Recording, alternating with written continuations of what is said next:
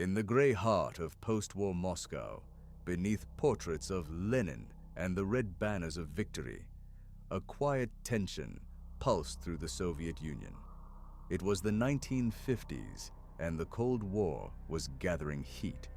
The world was split into two, the capitalist West and the communist East, locked in an invisible struggle that could end civilization with the push of a button.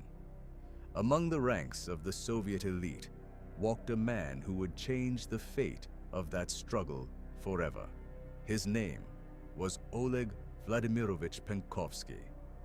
Born in 1919 in Vladikavkaz, Russia, Penkovsky came of age in the shadow of revolution. His father, a loyal soldier of the old Tsarist army, was killed during the Russian Civil War, fighting against the Bolsheviks. That loss marked Oleg deeply, the son of an enemy of the Soviet state, yet now raised within it. His mother shielded him from the consequences of that lineage, urging him to serve, to survive, to blend in. He entered the Red Army in 1937, a disciplined young man who learned early to salute, obey, and never reveal what he truly thought. During World War II, Penkovsky served as an artillery officer. He fought at the Battle of Moscow, was wounded on the Eastern Front, and by the war's end, had earned the rank of colonel. He was seen as loyal, efficient, and intelligent, but inside a different battle was forming. The war had shown him how the Soviet state treated its soldiers as disposable. He watched men starve, officers executed for hesitation, families crushed by the weight of paranoia. After the war, Penkovsky joined the GRU, Soviet Military Intelligence. It was an elite circle, ruthless and secretive. By the mid-1950s, he was responsible for analyzing Western missile developments and overseeing Soviet research projects. He had access to military secrets few others could touch. To the outside world, he was the perfect officer, educated, charismatic, fluent in English, and deeply trusted.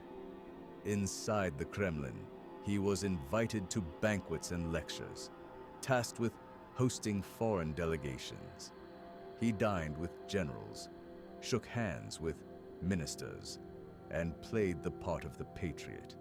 But beneath that calm surface, Oleg Penkovsky was a man in conflict. He had begun to see the system for what it was, a machine built on fear. The Soviet Union was racing to build more nuclear weapons, more missiles, more threats to the West. To Penkovsky, it felt like a path to mutual suicide. He believed peace could only come if the truth about Soviet military capabilities was known to the other side, if the United States and its allies understood how far the Soviets could really go and where their weaknesses lay. So he made a decision few in history have ever dared to make. He would betray his country to save the world. By 1960, Penkovsky had been to London, studied at the Military Diplomatic Academy, and rubbed shoulders with Western attachés. He understood how Western intelligence worked, its language, its methods, its people. He also knew how carefully he'd be watched. That summer, as tensions between East and West grew after the U-2 spy plane incident, Penkovsky quietly reached a breaking point.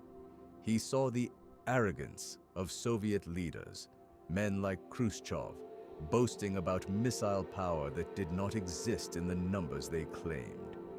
He feared that this bluff would one day trigger nuclear war. And so, in the shadows of Moscow's streets, Colonel Penkovsky began his dangerous journey as a double agent. April 1961. The Soviet Union had just launched Yuri Gagarin into space, a symbol of communist triumph. Crowds cheered as banners waved across Red Square. But in the midst of celebration, Penkovsky walked into a meeting that would forever change his life. His contact was a British businessman named Greville Wynne. Officially, Wynne was a simple trade representative between British and Soviet companies. Unofficially, he worked for MI6. Wynne was outgoing, charming, and naive enough to pass as uninvolved in espionage, the perfect cover. Through Wynne, Penkovsky passed his first message to the West, a note offering cooperation and promising information on Soviet nuclear capabilities. The note was smuggled out of Moscow and reached British intelligence within days. At first, they could hardly believe it. A colonel in the GRU offering to spy for them was unprecedented. They suspected a trap. But the more they checked, the more real it seemed. By mid-1961, a joint CIA-MI6 team approved an operation to handle Penkovsky.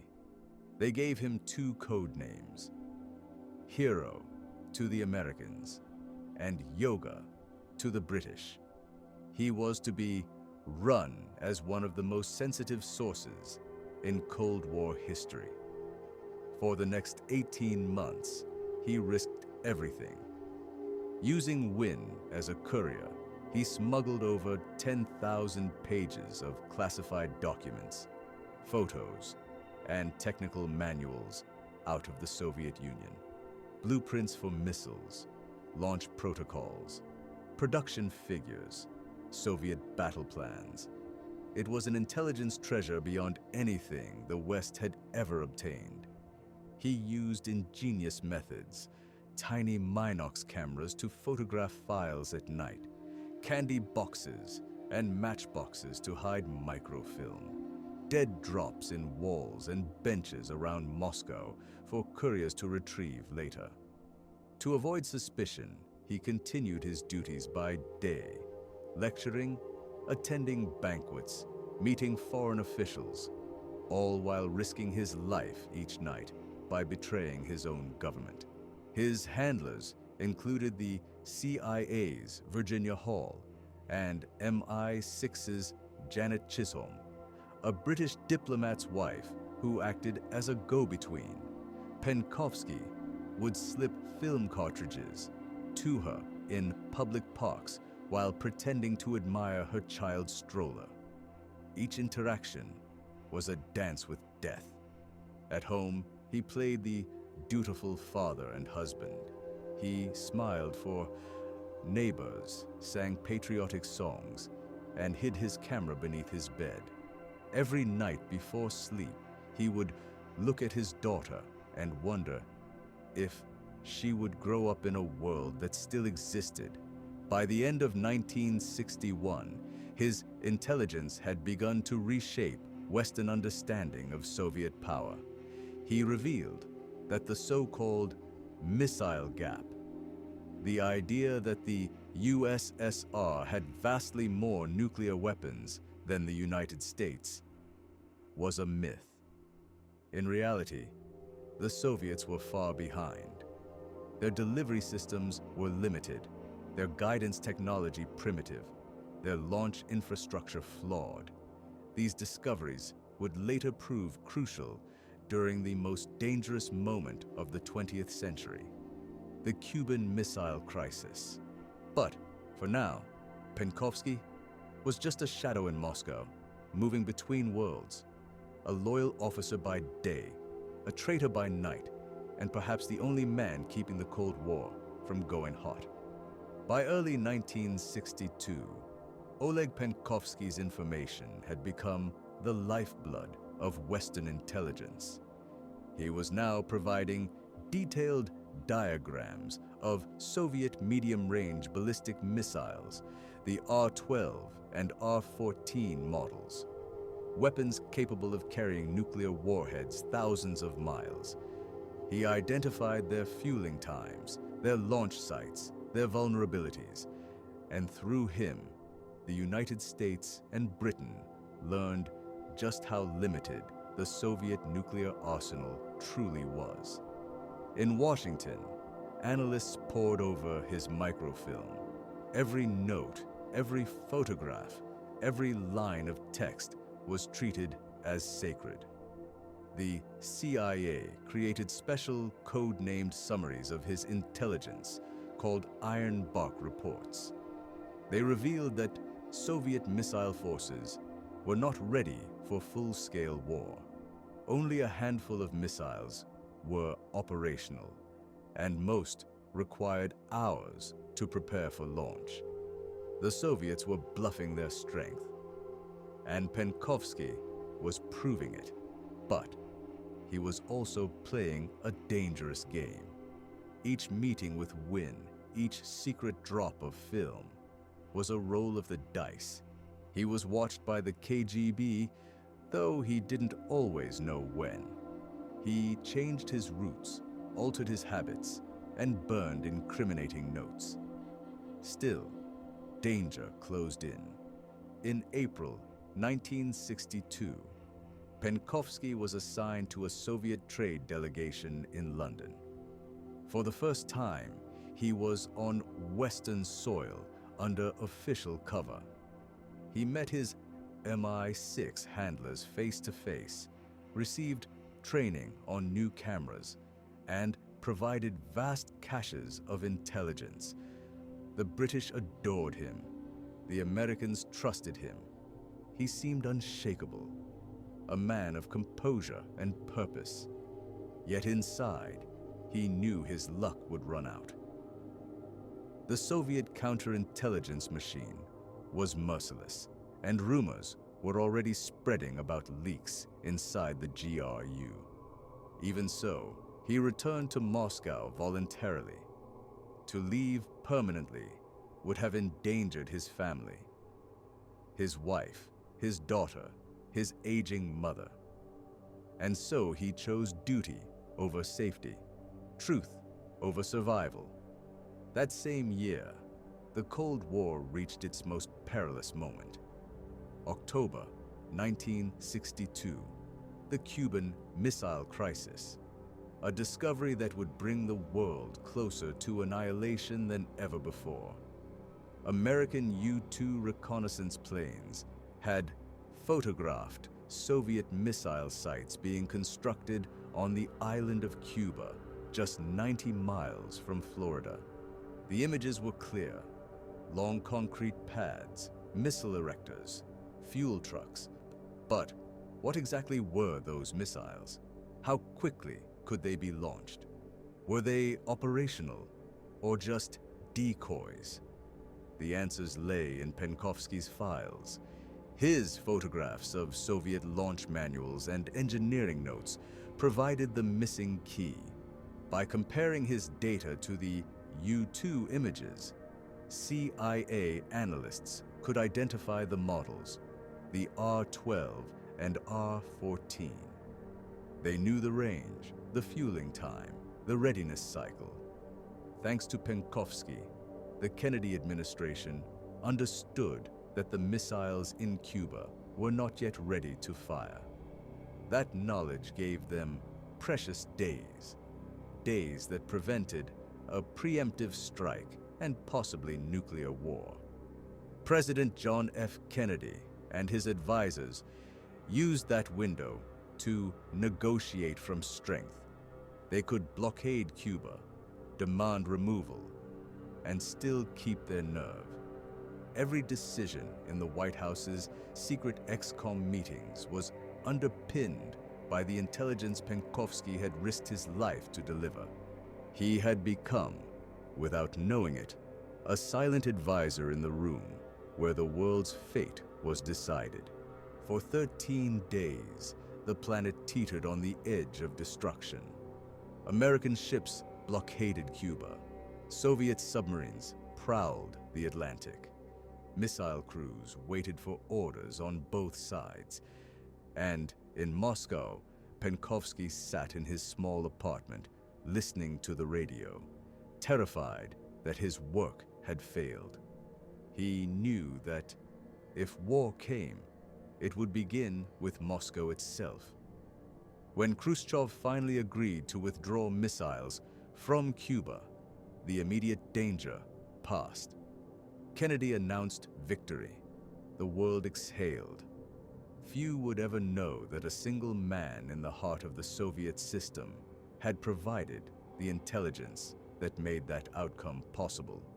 But the KGB knew someone had, and soon they would find him. Suspicion had been building for months. Soviet counterintelligence had noticed inconsistencies in document handling, missing files, unexplained photographs. A mole hunt began inside the GRU. The net tightened. Some historians later suggested that information from another traitor, George Blake, a British MI6 officer secretly working for the KGB, tipped them off to the operation. Whether by betrayal or sheer surveillance, they began watching Penkovsky more closely. He realized he was being followed. His drop points were suddenly occupied. He saw the same faces on the street more than once. He told his handlers he feared the end was near, but continued to work. He believed his mission, preventing a nuclear war, was worth any cost. On October 22nd, 1962, the very same day President Kennedy addressed the world about the missiles in Cuba, Oleg Penkovsky was arrested in Moscow. KGB agents stormed his apartment and confiscated everything: film, cameras, maps, even family photographs. His wife and daughter were taken away for questioning. The operation that had changed the world was over. He was imprisoned in the Lubyanka, the KGB's notorious headquarters in Moscow, a fortress of fear where few ever left alive. The interrogations were relentless. For months, he was questioned, humiliated, and broken down. The KGB wanted not just his confession, but the entire network, every contact, every foreign name, every method. Penkovsky refused to betray his handlers. He accepted full responsibility, claiming he alone was guilty. He told his captors he had acted not for money or glory, but for peace, to prevent war between the superpowers. His words meant nothing to them. In the eyes of the Soviet state, he was the ultimate traitor. In May 1963, he was placed on public trial alongside Greville Wynne, his British intermediary. The spectacle was broadcast across the USSR as propaganda, a warning to all who might consider betrayal. Wynne was sentenced to 8 years in prison. Penkovsky was condemned to death. Official reports claimed he was executed by firing squad on May 16, 1963. Unofficial rumors told darker stories, that he was burned alive, or forced to swallow poison, or cremated secretly at Donskoy Cemetery. No one outside the KGB ever saw his body. His grave remains unknown, but even in death, his actions continued to echo.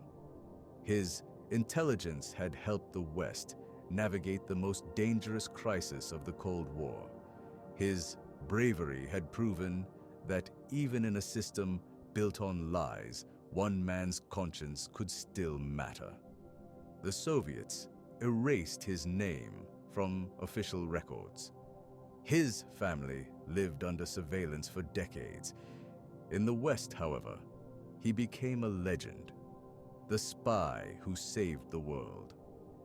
And for many intelligence officers, he remained a symbol of what moral courage in espionage truly meant. After Penkovsky's execution in 1963, the story of his betrayal faded into secrecy. Both sides of the Iron Curtain wanted to control the narrative. To the Soviets, he was an example, a warning to anyone who might question their loyalty.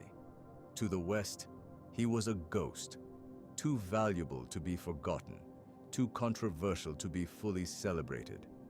For years, much of his story remained classified. Even within intelligence circles, the details of his operation were whispered, not written. Only decades later, as archives opened and documents were declassified, did the full picture of what he accomplished begin to emerge.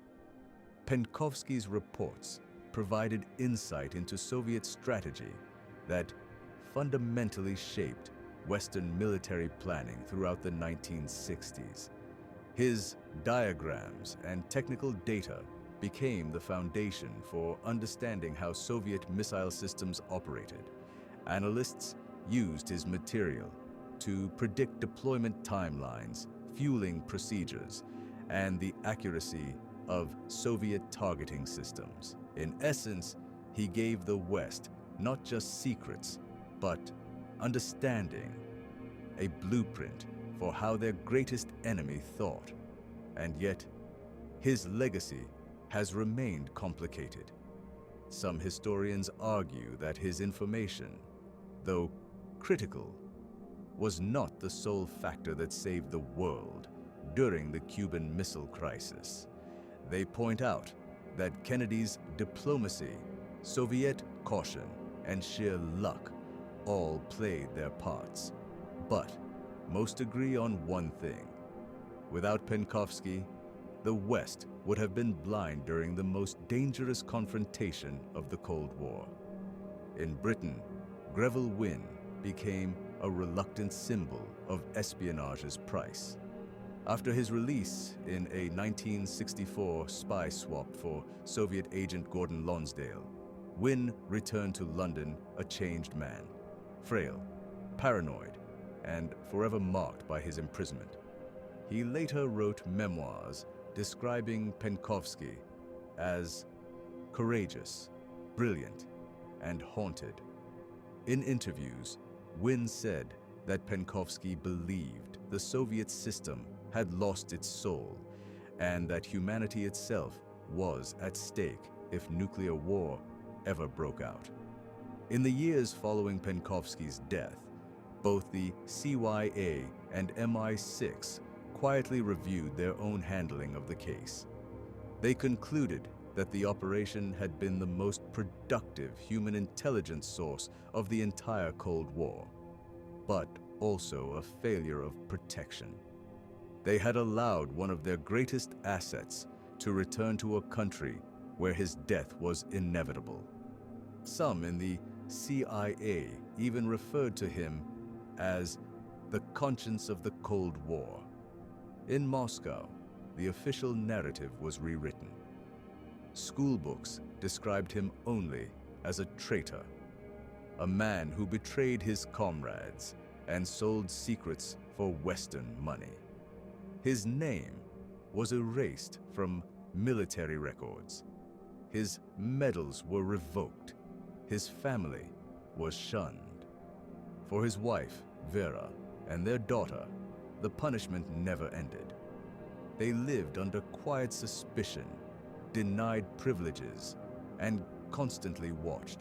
Only decades later would historians uncover how they had been forced to move apartments, change jobs, and live with the shame of his name.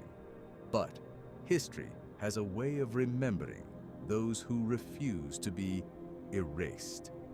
When Soviet archives began to open in the 1990s, researchers found the transcripts of his interrogations and trial.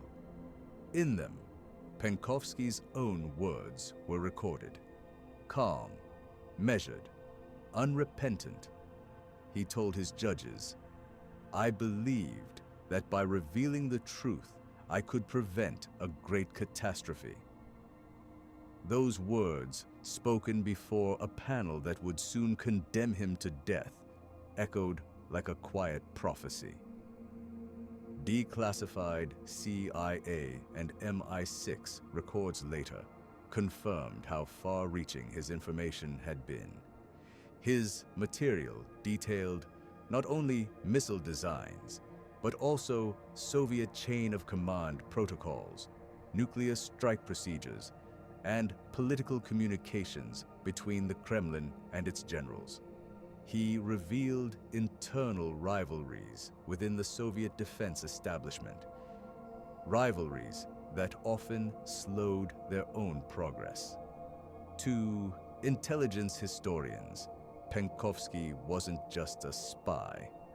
He was a human archive of the Soviet military machine. The world of espionage would never be the same again.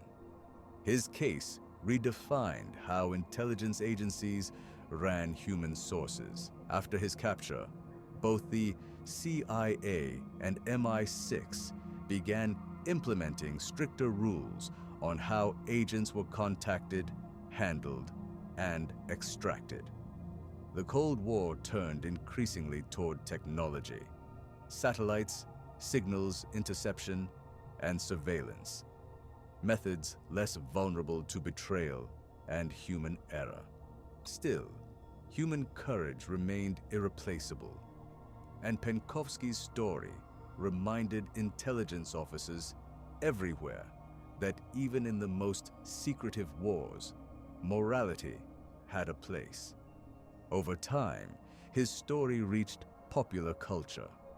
Books, documentaries, and eventually films would retell his life, sometimes dramatized, sometimes distorted, but always haunted by the same truth, that one man's decision to act on conscience altered the course of history. In 2019, a British-American film titled The Courier reintroduced Penkovsky's name to a new generation, portraying him as both hero and tragic figure, a man whose humanity transcended the ideologies of his age. For many who watched, it was a reminder that the Cold War was not just a contest of nations, but of people, individuals caught between duty and conscience, fear and faith.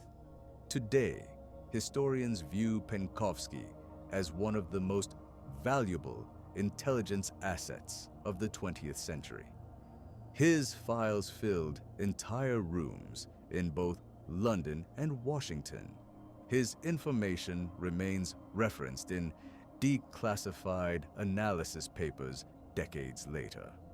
Some modern analysts even credit his work with helping to slow the arms race, giving the West confidence to negotiate from knowledge rather than fear. And yet, for all that he accomplished, Oleg Penkovsky's life ended as most spies' lives do. In silence, in shadow, and in the denial of his own government. He left behind no memoir, no recorded farewell. Only his actions spoke for him. He once told a colleague, "If my country cannot live in peace, then I must help others to protect peace." In that single sentence lay the paradox of his existence, a man who betrayed his nation to serve humanity. Looking back now, his courage seems both extraordinary and deeply human. He was not a perfect man. He was proud, impulsive, sometimes reckless, but he understood something that few did at the height of the Cold War, that no ideology is worth the extinction of mankind. The Soviet Union eventually fell, but his story endured. Every modern intelligence officer who studies Cold War history knows his name. His methods are analyzed, his sacrifices debated, his motives discussed in classrooms and training rooms alike. And though opinions still differ, one truth remains. Without Oleg Penkovsky, the Cuban Missile Crisis might not have ended peacefully, and if it hadn't, none of us might be here to remember him. History often forgets the quiet ones, those who work in silence, unseen, without applause. But sometimes it is precisely those people who hold the world together. Colonel Oleg Penkovsky was one of them. A man condemned as a traitor by his own country, honored as a hero by others, and remembered as something rarer still, the spy who may have saved the world.